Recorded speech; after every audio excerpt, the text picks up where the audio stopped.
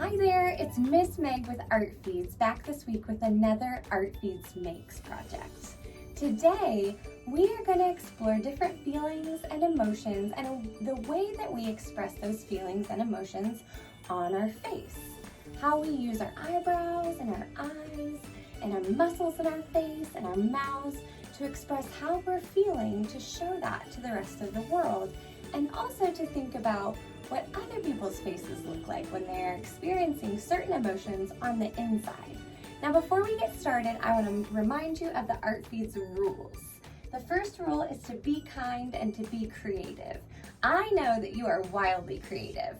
The thing that we're always working on is to be kind to yourself on your insides and to be kind to other people while we're creating.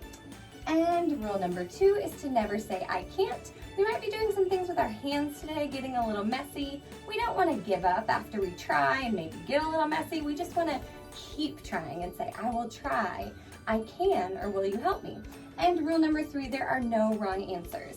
We're going to talk about different ways your face can express emotion, but there's not a wrong way to think about that, because the way I look when I'm happy might look different than the way that you look when you're happy, or the way I look when I'm concentrated or silly or curious is going to look different. So there's no wrong answers. Remember that when we're doing this project. Now, there's a few simple supplies that we need to get started.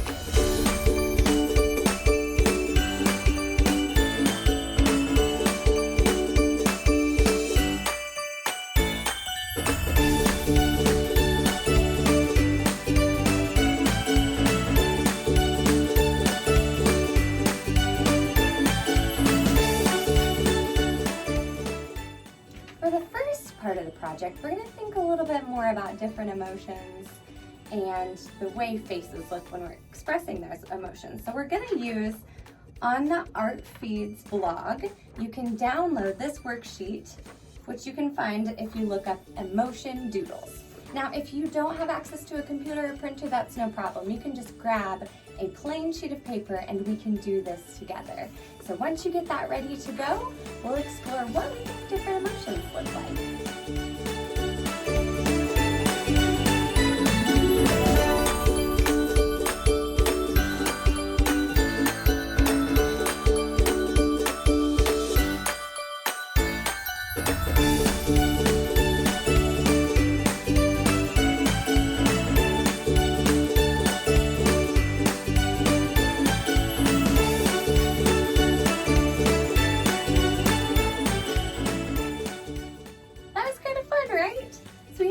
Different emotions that make it look different to us. We've got happy, and when I'm happy, I might be in a big smile, my cheekbone muscles are high, my eyebrows are high, my eyes get a little bit squinty when I smile. Sometimes I close them when I'm happy. When you're sad, you might have just more of a straight, relaxed face. Your eyebrows might be lower, your mouth might go downward or just be straight across.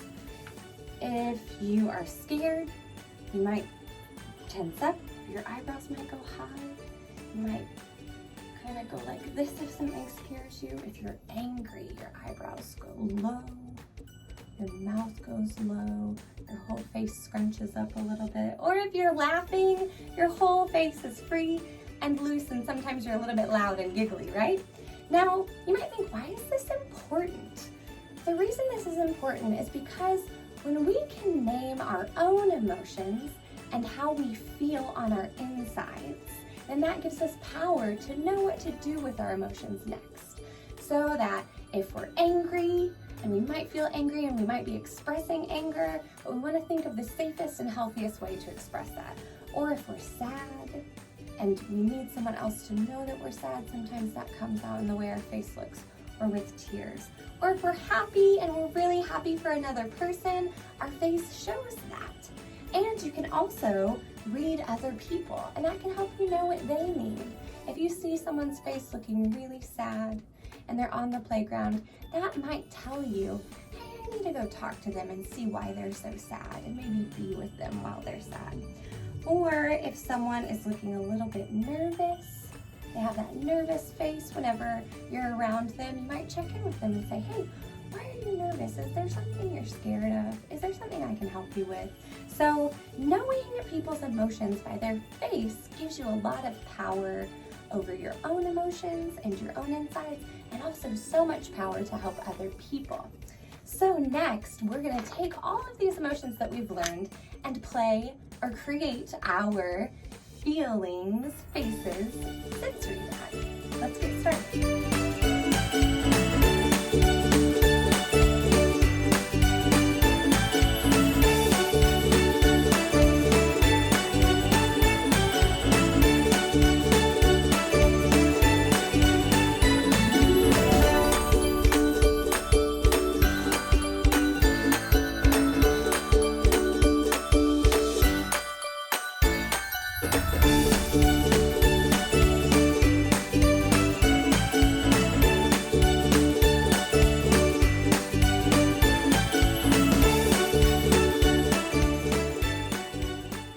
This is so squishy, right? And so fun to feel.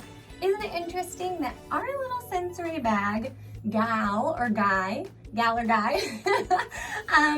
the same parts as us. Not as complex, right? But he or she's got eyebrows and eyes and a nose and a mouth.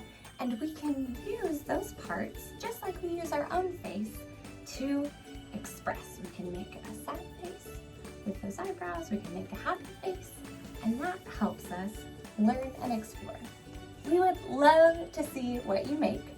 So if you want to have a grown-up take a picture or take a video of what you've created and tag #ArtFeedsMakes to show us, we would love to take a look at it and celebrate your project with you.